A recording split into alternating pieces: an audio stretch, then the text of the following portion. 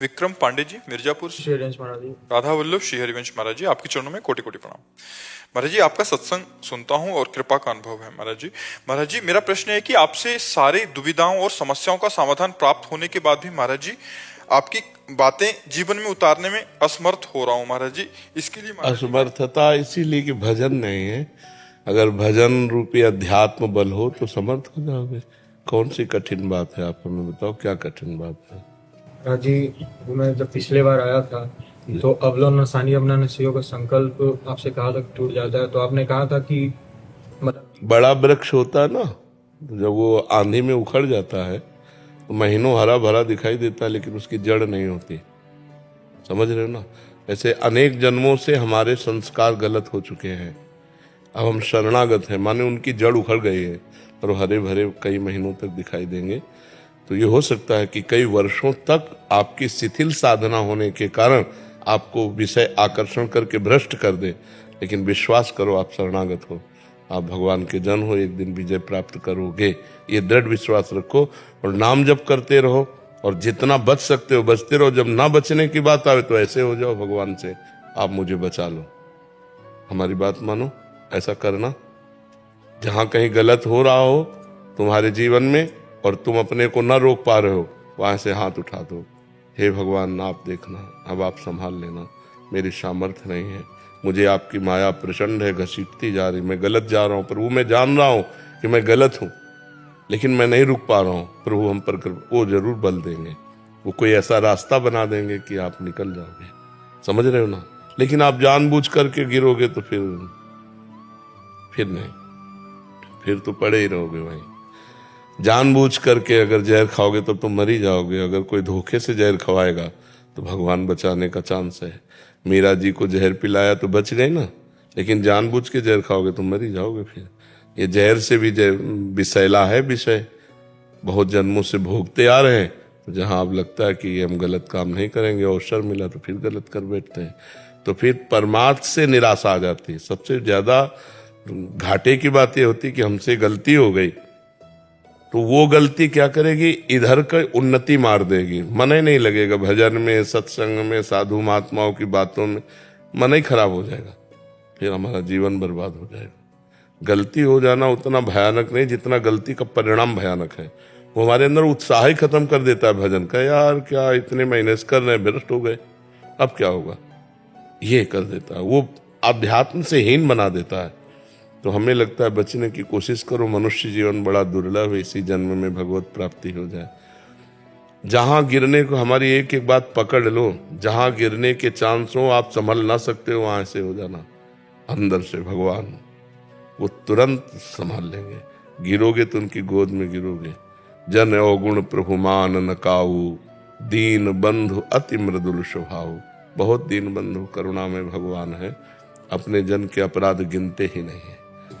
प्रभु जी, घर पे भगवान जी शिव जी का मंदिर है, लेकिन जब से आपको सुनने लगे हैं तब से श्यामा श्याम और आपको विराजमान किए हैं। शंकर जी की कृपा से ही श्यामा श्याम के चरणों में प्रीति प्राप्त होती है। आप तो मंदिर में बात कर रहे, हम तो काशी में रहते थे। शंकर जी के ही पूर्णानंद पूरे विरक्त केवल शंकर जी, और कुछ है ही नहीं। तो हमें श्यामा श्याम के मार्ग में भेज दिया, तो उनकी कृपा से ही श्यामा श्याम की प्राप्ति होती है। जी सुबह जैसे उठते हैं 3 बजे 4 बजे, जब भी तो समझ नहीं पाते पहले किसकी पूजा कर। पहले शंकर जी की पूजा कर, जगत गुरु है, वैष्णवाचार्य है, उन्हीं की कृपा से श्यामा श्याम की प्राप्ति होगी। ठीक है। धीरज कुमार शर्मा जी, राजस्थान से। महाराज जी आपके चरणों में कोटि कोटि प्रणाम। महाराज जी भागवत कथाओं आदि में निःशुल्क भजन गायन की सेवा देता हूँ, श्री जी की कृपा से उनको रिझाता हूँ। महाराज जी मेरा प्रश्न है कि इस घोर कलयुग में जहाँ व्यभिचार आदि फैला हुआ है, ऐसी स्थिति में देखकर विवाह से डर सा लगने लग गया है कि जो भी विवाह करके आएगी वो कहीं मेरे भगवत मार्ग में बाधा ना बन जाए। है तो बहुत भयावह कि आजकल जो है कि पत्नी का मतलब है जो साध्वी सुशील सज्जन, अपने पति को भगवान मानने वाली। तो ब्याह है तो खतरे का मोल लेना आजकल, क्योंकि बॉयफ्रेंड गर्लफ्रेंड ये सब जो चल रहा है ना, ये बहुत विषैला चल रहा है। क्योंकि मान लो जैसे अब 2-4 लड़कों से जो मिली हुई है वो एक पति को भगवान मानकर कैसे पूज सकती, बड़ी समस्या है। पर ऐसा नहीं है, जैसे दुराचारियों के बीच में सदाचारी भी रहते हैं, ऐसे सदाचारिणी भी हैं। एक से एक बहुत पवित्र लड़कियां हैं जो अपने जीवन को पवित्र रखे, पर है बहुत कठिन, पवित्र मिलना बहुत कठिन, क्योंकि अपने लोग पवित्र आचरण विहीन हो रहे हैं, तो अपने को पवित्र की आशा कैसे हो सकती है? नहीं, घर वाले भी जबरदस्ती करते हैं कि करो, ये इकलौता मतलब वंश बढ़ाओ, मतलब वो चल। आप घर में तो संतान उत्पत्ति करके वंश उत्पन्न करना, भगवान से मनाओ। जैसे करदम जी ने 10,000 वर्ष तक तपस्या की, भगवान से कहा मुझे पत्नी चाहिए, तो देवहूति जैसी पत्नी मिली। तो 10,000 ना सही तो साल भर सही साल भर कुछ अन्न कम पाओ, शंकर जी की उपासना करो, महाराज हमें पत्नी दे दो। भगवान शंकर की आराधना करो कि हमें देवी जी की आराधना करो, तो कोई होगी सुशील सज्जन मिल जाए। होती बहुत कम है बहुत कम। पर भगवान ने कहीं ना कहीं, अगर ब्याह है तुम्हारे भाग्य में तो लिखा ही होगा, कहीं ना कहीं तैयार हो रही होगी वो भी आपके पानी ग्रहण के लिए।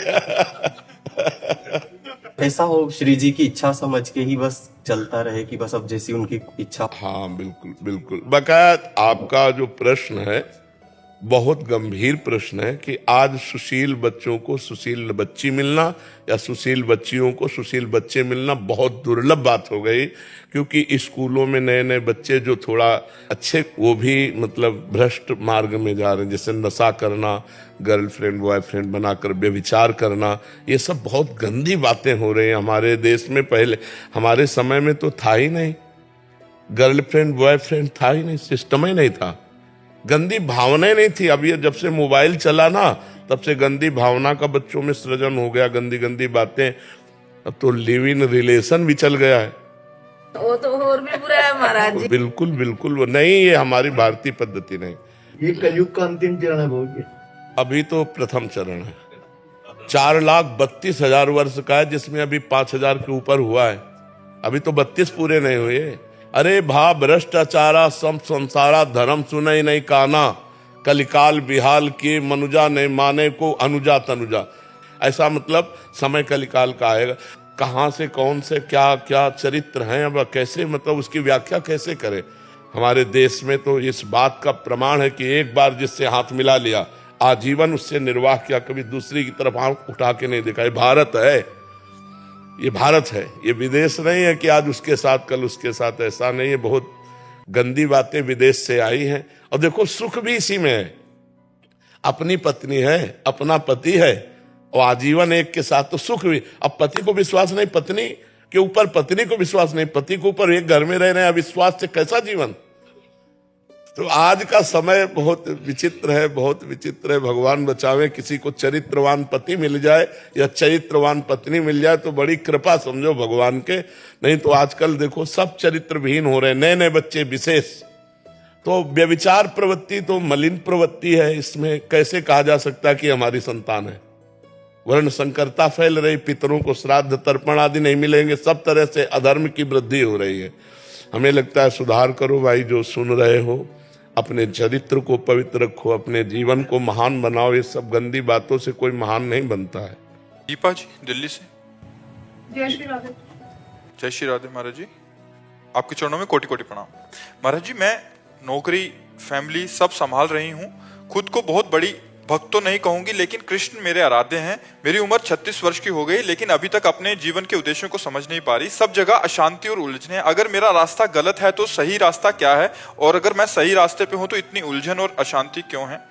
तो क्या सही रास्ते में उलझन नहीं होती क्या, अशांति नहीं होती क्या? जितना आप सही रास्ते पे चलेंगे, त्याग और वैराग्य और सहनशीलता उतना ही बढ़ानी पड़ती है। महानता त्याग के ऊपर टिकी हुई है, महानता भोग में नहीं टिकी हुई है।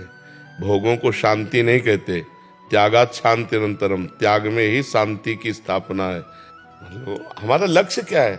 जैसे आध्यात्मिक मार्ग में मैं आगे चलना चाहती हूँ, लेकिन जो लक्ष्य में लेकिन नहीं होता, लक्ष्य में अगर मगर लेकिन नहीं लगना होता। लक्ष्य में लक्ष्य है, उसको हमें पहुंचना है, वहां हमें पहुंचना है, वहां लेकिन शब्द नहीं लगता, इसीलिए आप लड़खड़ा रहे हो। इसीलिए आप अशांत हो, आपका लक्ष्य निश्चित नहीं है। आप लक्ष्य को निश्चित कीजिए। आपकी जीवन शक्ति नष्ट होती चली जा रही, आयु मृत्यु की तरफ पहुंच रही। 36 वर्ष गए, अब 36 सेकंड है कि नहीं पता नहीं। भरोसा 36 सेकंड का भी नहीं है कि हमारा कब कहाँ विश्राम हो जाए। नाम जप करो, पति को भगवान का भाव रखो, परिवार को भगवान की सेवा समझो, नाम जप करते रहो, जीवन का लक्ष्य भगवान की प्राप्ति बनाओ। परिवार सबकी सेवा का फल भगवान की प्राप्ति होनी चाहिए। ऐसे चलो, क्या परेशानी है, किस बात की अशांति है? महाराज जी, परिवार को लेके काफी चीजें ऐसी रहती हैं। देखो संसार में दुख और सुख ये समान रूप से आते रहते हैं, जैसे दिन और रात। सुख आए तो फूलो मत, दुख आए तो भगवान को भूलो मत, क्रॉस कर जाओगी। सुख में तो हर्षित हो गए तो दुख में शोकित होना पड़ेगा। सबको दुख भोगना पड़ता है, तुम ही नहीं हो। जितने बैठे सबसे पूछ लो, सबका जीवन संघर्षमय है। इन फौज के जवानों से पूछो। महाराज जी, मैं भी फौज में ही हूँ, तो घर से दूर ही रहती हूँ। तो अब फिर आपको हमारा पहला शब्द था, त्याग में ही महानता छिपी हुई है।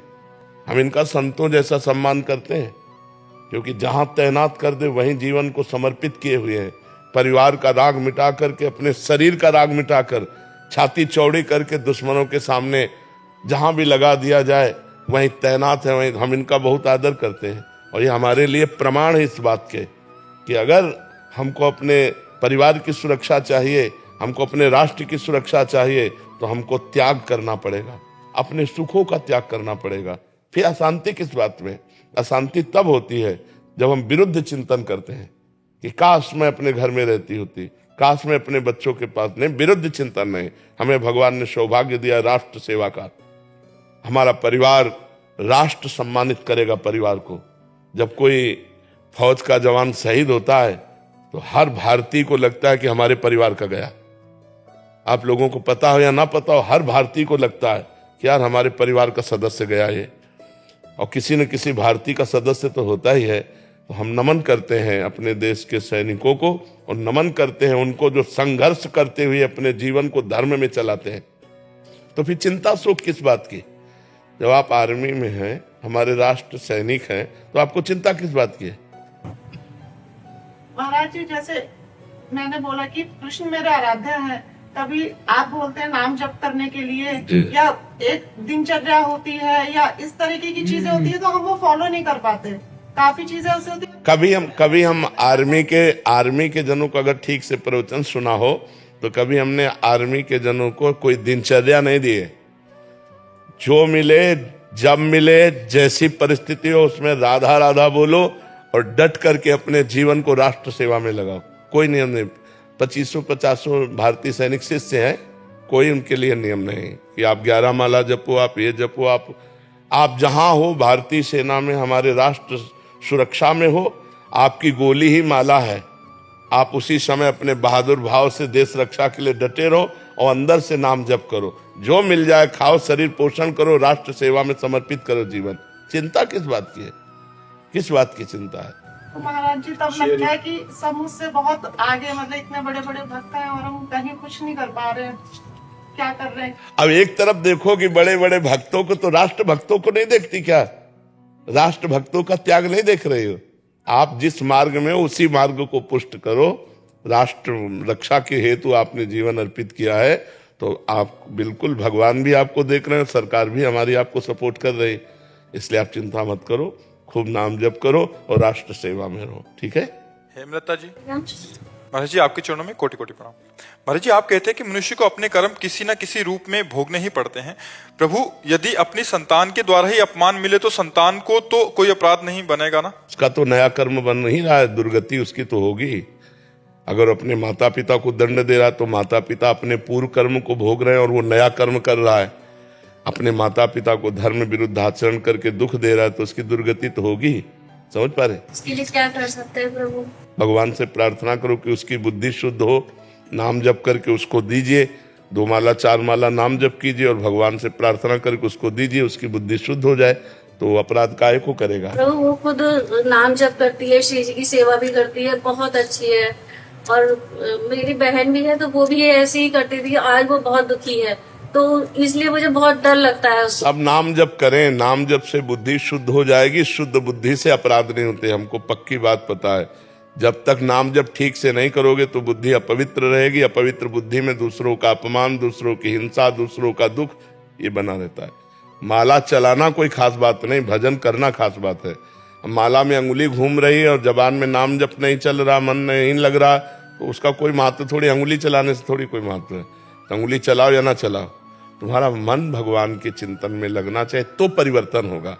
अब बाहर अंगुली चल रही है, हाथ की क्रिया हो रही है, मन संसार का चिंतन कर रहा है और जबान से आपका नाम नहीं चल रहा, तो व्यर्थ का माला चलाना। केवल माला घूमने से भगवान की प्राप्ति नहीं होती। एक मन का लिया राधा, सामने राधा नाम दिखाई दे रहा, फिर दूसरा राधा राधा, थोड़ा भजन भी बहुत लाभ देगा। ऐसे करके देखो, भजन करने से बुद्धि शुद्ध होती है और शुद्ध बुद्धि में इतनी क्षमता होती है कि वो दूसरों को दुख दे ही नहीं सकता, उसका हृदय इतना कोमल हो जाता है। अदिति जी हरियाणा से। श्री हरिवंश महाराज जी, श्री हरिवंश महाराज जी। महाराज जी, मेरा प्रश्न है कि हमें भगवान जी को कैसे भोग लगाना चाहिए? उनके सामने भोग रख के पर्दा लगा देना चाहिए या फिर अपने हाथों से खिलाना चाहिए? अपने हाथों से पवन। पर्दा किसके लिए लगाए? पर्दा तो वहां लगाया जाता है मंदिर में जहां बहुत भीड़ बाहरी होती है। अपने घर में तो सब उनके सेवक होते हैं, तो अपने हाथ से प्यार से पवाना चाहिए। एक एक कवल आराम आराम से पवाना चाहिए और मनाना भी चाहिए। थोड़ी खीर पा लीजिए और पा लीजिए, तो वो तुम्हारे भाव को देख रहे हैं। भावोत्सवेन भजताम रसकाम, भगवान को फिर भूख लगने लगेगी।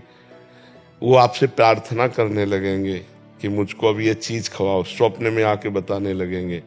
एक दिन हमारे ठाकुर को भोग लगने में थोड़ी सी त्रुटि हो गई, तो हम मध्याह्न में विश्राम कर रहे थे, सो एकदम आए, बोले भूख लगी। फिर जग गए, ये स्वप्न में देखा। फिर जब जगे तो हम कहा रहे, तुरंत ठाकुर जी को जगवाया और सबको तैयार किया, तुरंत भोग बनाओ, तुरंत ठाकुर जी को भोग लगाओ। ठाकुर जी अपने भावुक भक्तों को वो अनुभव कराते कि मैं भोजन पाता हूँ, मुझे भूख लगती है, मैं सोता हूँ, मुझे ठंडी लगती है, ऐसा अनुभव कराते हैं। तो आप अपने हाथ से पवाओ और उस समय पर्दा लगाने की जरूरत नहीं। पर्दा दूसरों के लिए लगाया जाता है, अपने ठाकुर हैं, अपने पवा रहे, तो पर्दे की क्या जरूरत है? ठीक है। कबीर दास जी न्यूजीलैंड से। हाँ, राधा राधा। महाराज जी ये कह रहे हैं कि इनको भोजन की इच्छा ध्यान से हटा देती है। ये मतलब जब खाना शुरू करते हैं तो फिर लगता है और आन दे। नहीं, गलत भोजन मत करो। कोई गलत भोजन तो नहीं करते। महाराज ये बोल रहे हैं कि do not eat anything wrong. I eat sattvic Ayurveda. ये कह रहे हैं एक सात्विक भोजन खाते हैं। हाँ, सात्विक भोजन, और उसमें भी आधा पेट भोजन पाइएगा। जबान को रोकिएगा, आधा पेट भोजन पाइएगा। Eat half the stomach, equivalent to half the stomach. Please have control on your diet. That's like I know the rules for good diet, good sattvic food, but not sure why I'm the same mistake, even though I know. ये कह रहे हैं मेरे से गलती हो रही है, मैं जानना चाहता हूँ। अगर योग में चलना है तो भोजन का सुधार करना होगा। सात्विक भोजन में रोटी, दाल, सब्जी, और वो भी अपने भरपेट पाने की क्षमता को जान ले कि हम 6 रोटी में हमारा पेट भर जाता है तो हम 3 रोटी खाएंगे, और आधा लीटर पानी, 1 लीटर पानी, और उसके ऊपर वायु, तीनों चीजें चाहिए ना, अन्न जल वायु, तीनों के द्वारा हमारे प्राणों का पोषण होता है।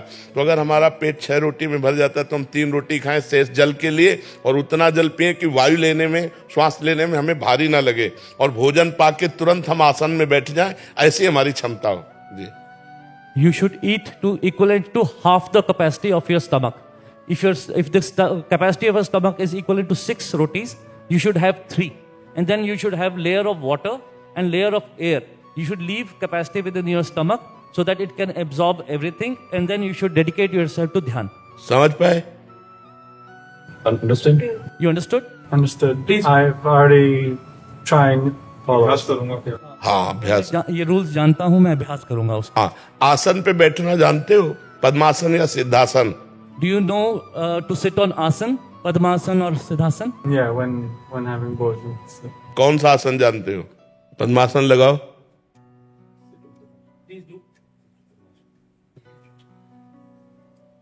देखो, भारतीय आसन विदेशी लगा रहे हैं और भारतीय बैठ रहे हैं कुर्सी पे। बैठो। ऊपर चढ़ा दिया। हाँ, नीचे वाला ऊपर चढ़ा। ये सिद्धासन की तरफ है, लेकिन पूरा सिद्धासन भी नहीं। पद्मासन एक बार लगा सकते हो? Can you do Padmasana? For lotus? Pardon me? Is that for lotus? कमलासन। Lotus. That's right. वैसे बहुत अच्छा साधक है। करेक्ट, बढ़िया है। आप बहुत अच्छे हो। You're very nice. बस आहार सुधार लो, ब्रह्मचर्य। Improve your diet and follow brahmacharya.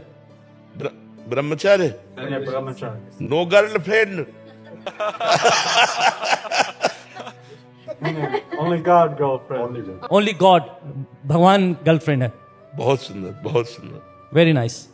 बहुत सुंदर। अच्छा जीवन है।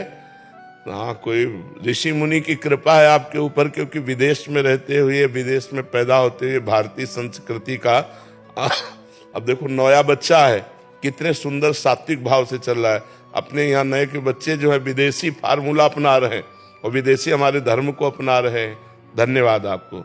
You are very blessed that you are following the Sattvic mark. God bless you.